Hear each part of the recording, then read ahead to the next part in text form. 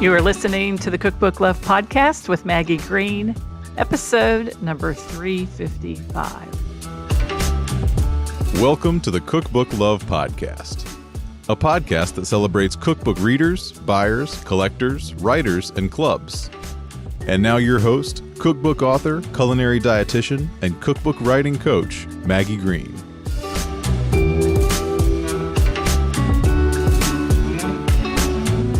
Hi, everybody. Welcome back to another episode of the Cookbook Love Podcast. How's everybody doing today? Hope you're all doing well. We are getting ready for summer here in Kentucky. Excited about summer. I talked last week about Cookbook Camp. It's an experience I'm offering, and we're in the first week of Cookbook Camp, 7-week experience for cookbook writers to live a summer life and write their cookbooks.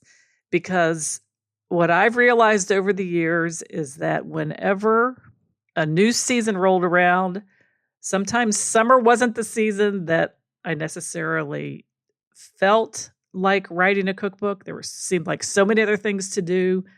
But in order to be the whole, full expression of cookbook writer that we want to be, we need to bring our whole self to our projects, and that includes the summertime. So I'm offering this transformative experience for my students inside Cookbook Camp to help them take a look at themselves, their time, who they're writing for, their content for their book, their habits around their writing and their cooking. And then also we're going to take a look at publishing paths. So very excited for Cookbook Camp. And if you've joined me, welcome. And if you didn't, or maybe you're interested in doing something like this again in another season, stay tuned. I always like to kind of mix things up, try new things, and help you all out to write the cookbooks that you want to write. Along those same lines, I do plan to offer a September through December session of cookbooks on KDP. So if you are interested in writing your recipes and stories, publishing them in a book on Amazon, I walk you through all the steps of that process. Head on over to www.cookbookwritersacademy.com/KDP. Get on the wait list, and I will be sure to let you know when the doors for that open. I believe it will be sometime in August, and we'll get started right after Labor Day. All right, so let's talk today about cookbooks that were published in the spring of 2025. I want to talk a little bit about trends, some things that I'm starting to see in the cookbook space, and what's hot in cookbooks right now. Interesting thing about this, though, for traditionally published books is these are the books that are published now, but these books were bought or offered cookbook deals to the people that wrote these books probably 2-3 years ago, sometimes maybe even a little bit longer than that, depending on how the person who wrote the book did in turning around their manuscript. So any book that you would pitch today to an agent or a publisher probably wouldn't be published for 2 or 3 more years, depending on how long it takes for you to write your manuscript.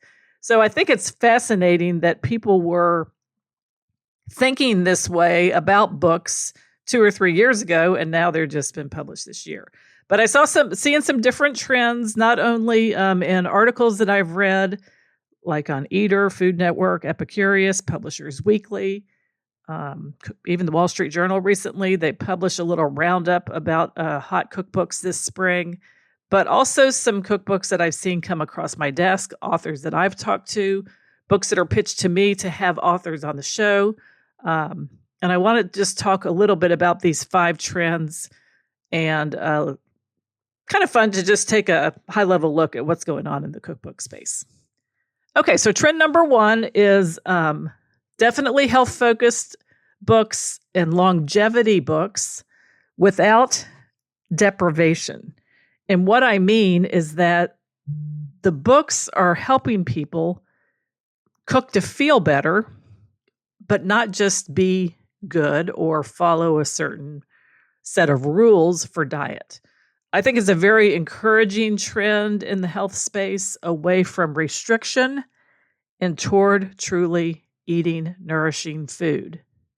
I'm seeing more and more cookbooks that center like how we can live longer, how we could feel better, how we can still enjoy eating. This past January, I had an episode with Diane Pierre St. Onge about eat better, sleep better.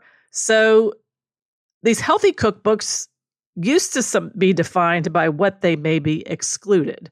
No sugar, no dairy, no carbs, no fat.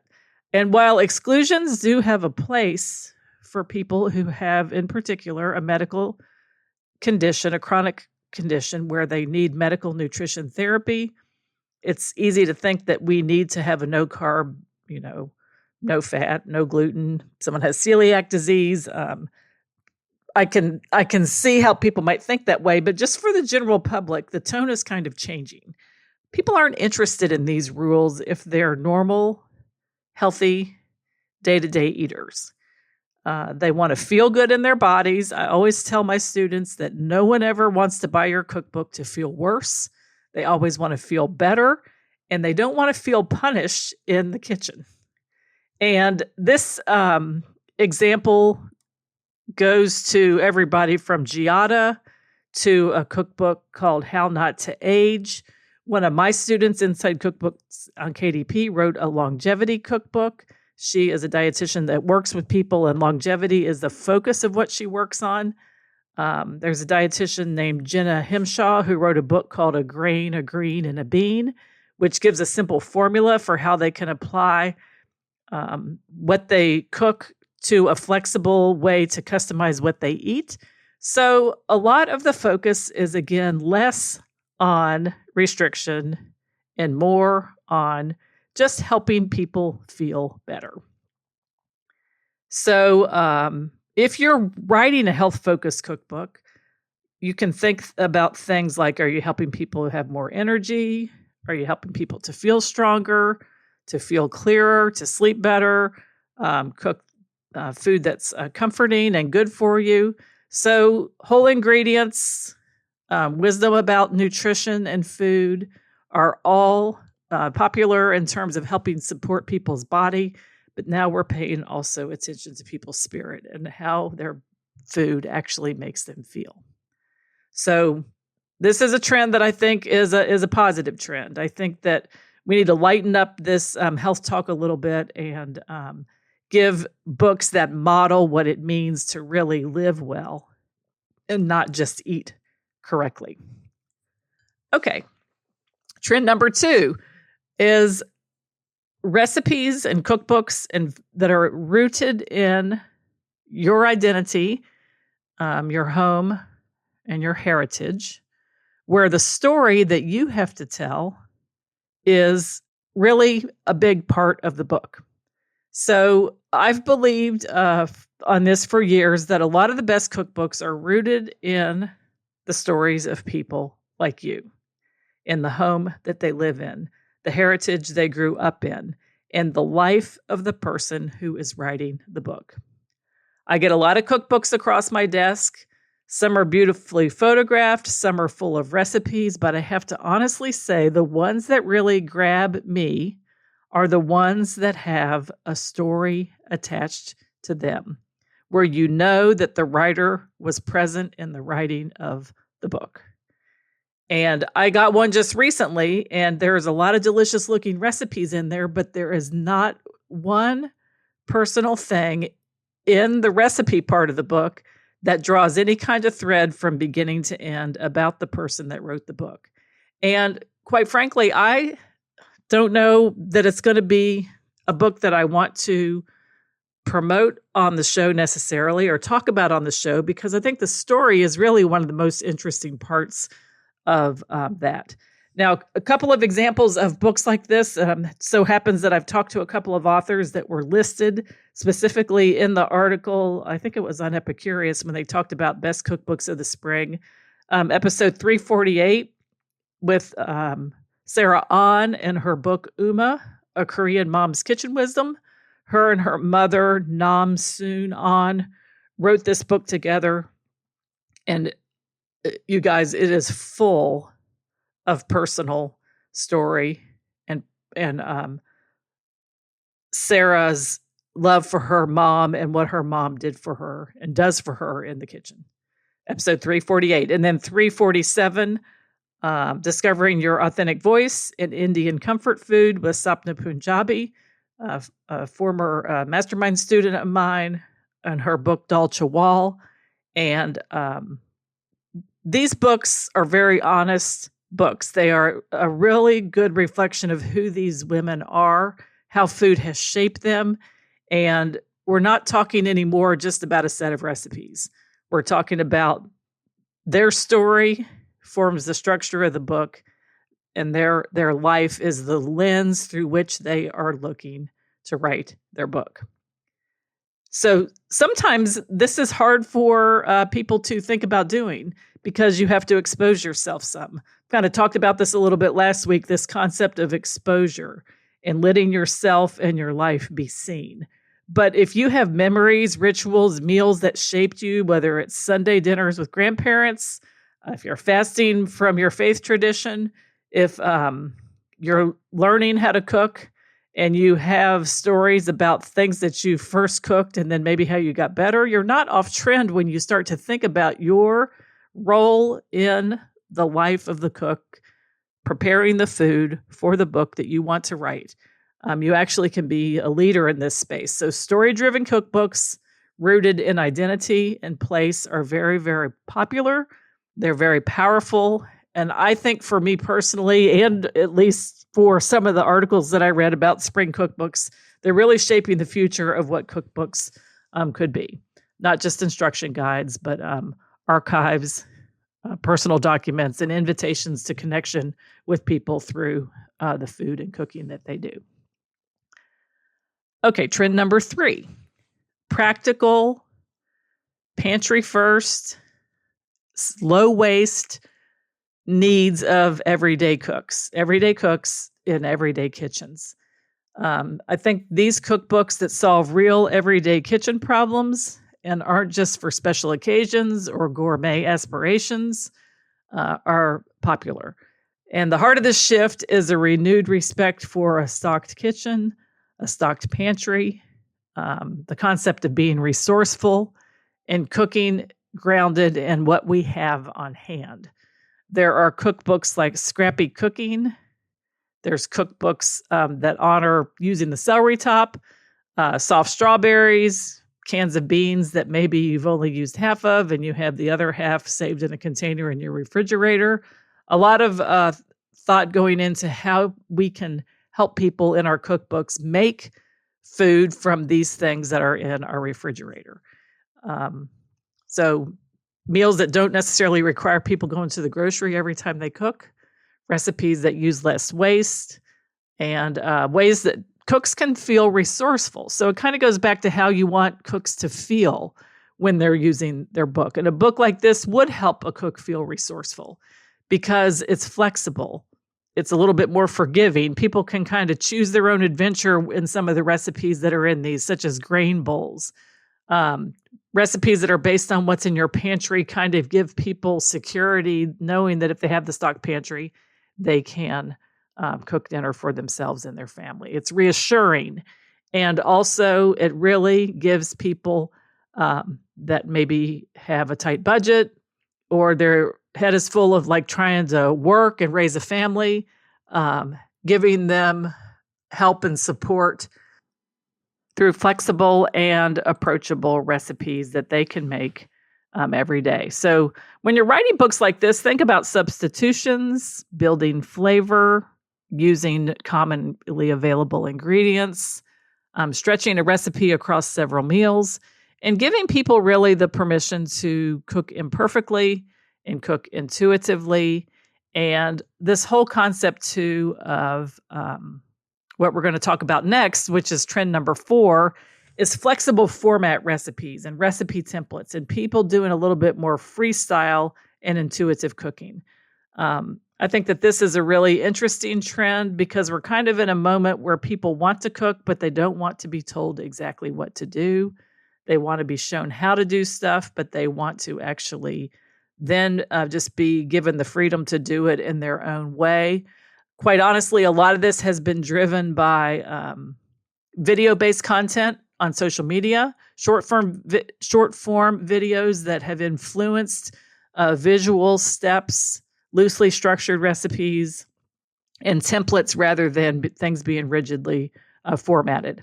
And I mentioned Gemma Himshaw's book up when I was talking about health, but her book, A Grain, a Green, and a Bean, is a perfect example of a cookbook like this that teaches a formula, not just a fixed list of ingredients. And once you understand her template, a grain, a green, and a protein, you can apply that to whatever you have on hand. And a lot of people find that very empowering and very freeing.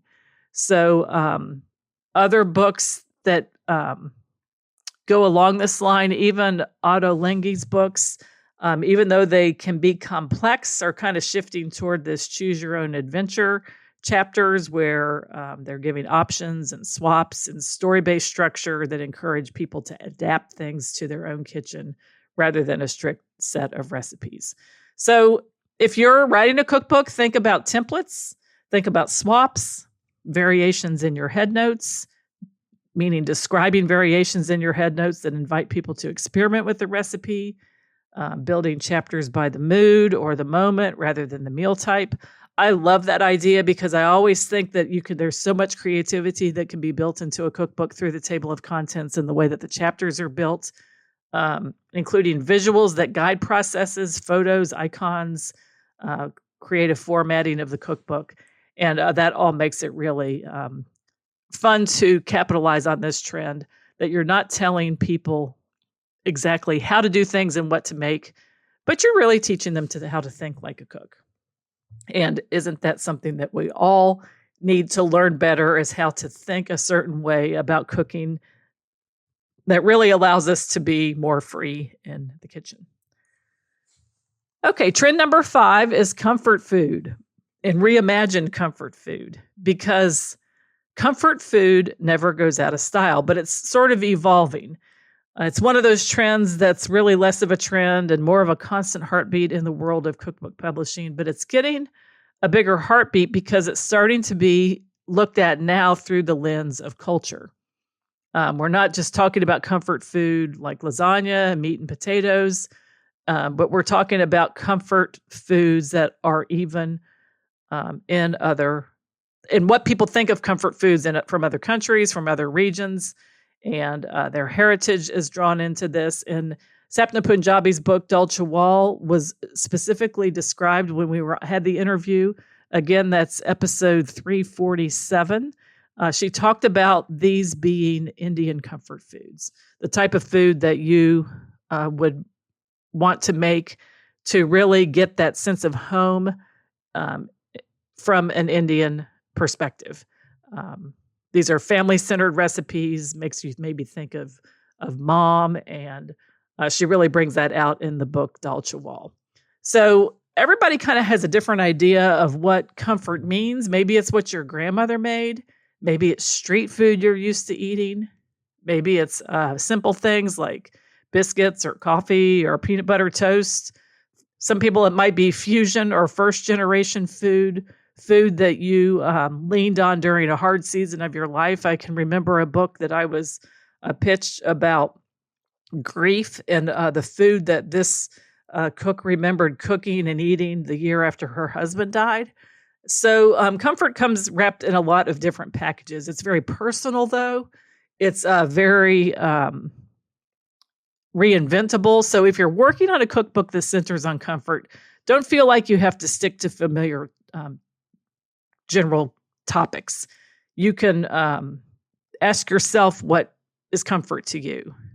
What is it that is celebration foods for you? Maybe foods that make you feel better, make you feel cared for. What did your culture or your family teach you about care and softness and rest through food? And that might be a way to explore comfort in a book that you are writing. Okay, and this is a little micro trend. I'm going to tack this on the end here because I was recently reading the Wall Street Journal, and they had an article about branded cookbooks. And branded cookbooks are not cookbooks that home cooks write or that celebrity chefs write, but food brand cookbooks, like the Fish Wife cookbook, Fly by Jing's cookbook. There's a cookbook about from Tito's Vodka. Szechuan chili crisp, and recipes that brands are actually putting out. And, cookbooks that brands produced were common many years ago. They're kind of like promotional books, but these books in 2025, even though they're promoting a brand, have a personal viewpoint. They pull in people into these stories. They're very personal, they're approachable, and kind of fascinating to see a brand like Tito's come out with a cookbook, or a brand like the brand of the Fishwife tinned fish, which is sardines and all the different kinds of fish that they sell in a can, have a cookbook. And it's actually that cookbook. I have a copy of that cookbook, and it's very colorful, a lot of illustrations, and they call it Delightful Tinned Fish Recipes for Every Occasion. So they're promoting their brand, but it looks like a really fun book to spend some time with. So what do these trends mean for you if you're writing a cookbook? Well, first of all, I'd like to say that you don't have to follow the trends. Your book, if you're pitching one today, actually needs to even be a little bit more forward thinking, because in 2 or 3 years, these trends may or may not be trendy. But what's most important is that you need to look at your voice and your vision for your book and the life that you're living.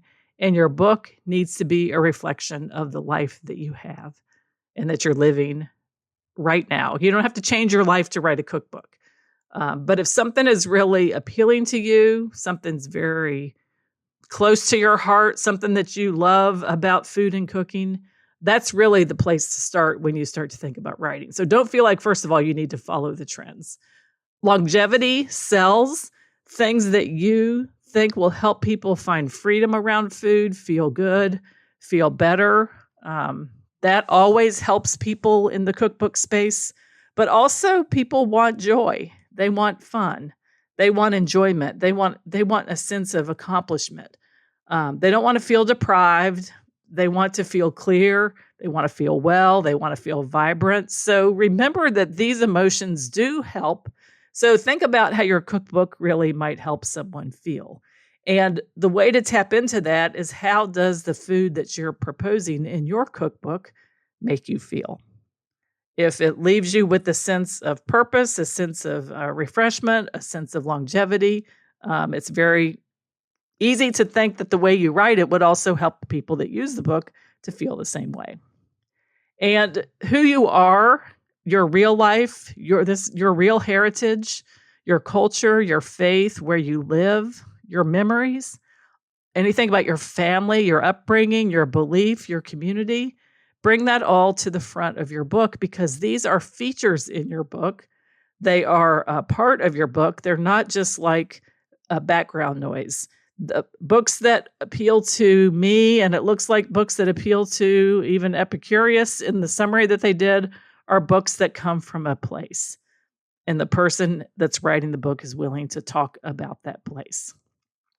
The next thing is teaching people how to think, not just follow recipes. So template-based recipes are a huge opportunity. If you're a teacher or a guide in the kitchen, you don't have to have a fancy design to create this kind of experience. You could just create a pattern that your reader could follow over and over. Think formulas, swaps, rhythms, not just instructions. And think about, if someone were to use this recipe with a different set of ingredients, could they still succeed? And then number 5, comfort is infinite. What's your comfort food? I talked a little bit about this a little bit more in detail when I talked about this trend. But when you think about ingredients, techniques, stories, things that have helped you heal, is it broths? Is it casseroles? Is it certain types of foods? What is it that really brings you back to a sense of place and a sense of healing in yourself? And can you share that feeling with others in the book that you're writing? And then number 6, finally, it's okay to do something unexpected, like these brands like Fishwife publishing a cookbook, or a pantry leftover book being very popular.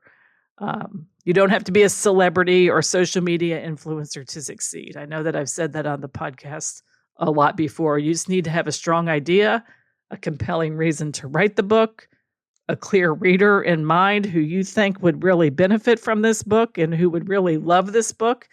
And then last of all, you need to combine the actual act of writing the book with the life that you're living right now for a finite period of time to pitch an idea to a publisher, sign a book deal, in this contract, write your manuscript, and then have them publish the book, or to write your book, publish it in a book on Amazon, of course, with you as the publisher doing the editorial work, the design work, and the production of the book in conjunction with other experts or doing it on your own.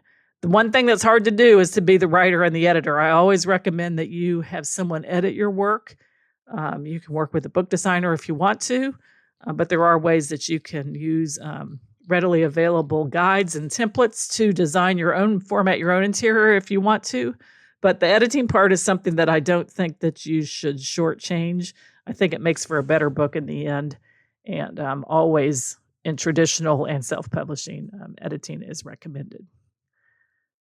Okay, so that was a fun look back at cookbooks. Again, trends that we are seeing and some thoughts about you as a writer moving forward with your books. Again, we talked about longevity and health without deprivation. We talked about cookbooks rooted in identity, home, and heritage. We talked about books where there's pantry first, practical methods, low waste, meeting all the needs of everyday cooks. Then we talked about flexible formats, recipe templates, and intuitive cooking. And finally, we talked about comfort food reimagined with a little side note about brand cookbooks. So that is it for today's episode of the Cookbook Love Podcast. This is your host, Maggie Green. And until next time, have a great day and keep loving your cookbooks. Thanks for listening to the Cookbook Love Podcast. You can find out more information at www.cookbooklove.co.